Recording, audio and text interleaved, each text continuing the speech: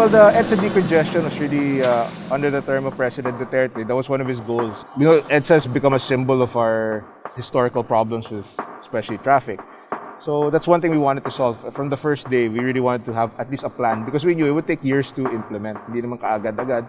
Kailangan talagang trabahuin. So we knew that in order for us to finish it within the term, we had to, on the first day, we had to conceptualize. So we conceptualized the bridges across Pasig, and then we really pushed these, the Skyway, the connector, the bypass roads for EDSA. Skyway Stage 3, when we assumed it was 3 years delayed, the accomplishment was only 11%.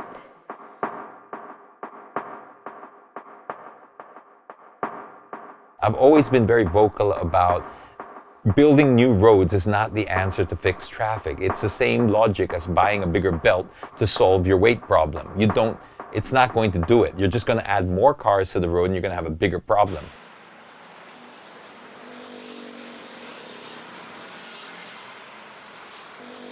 The exception to that rule for me is when you're building roads that are actually bringing the traffic out. It's decongesting the center. So you have the Skyway right now, which is an arterial road, or it will serve a different purpose. It will bypass EDSA.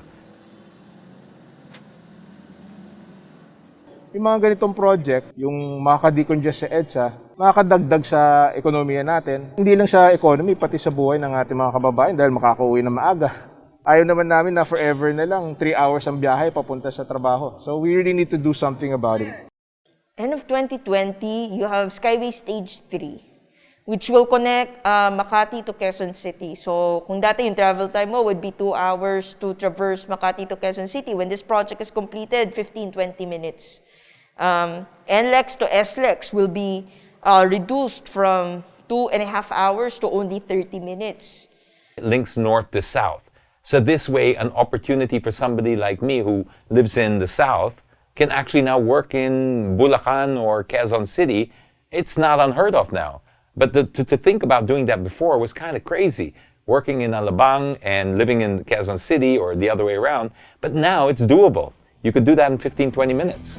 4 years, and we can see all of them have been finished. Ito po, syempre, habang ginagawa, maraming magagalit dahil may construction.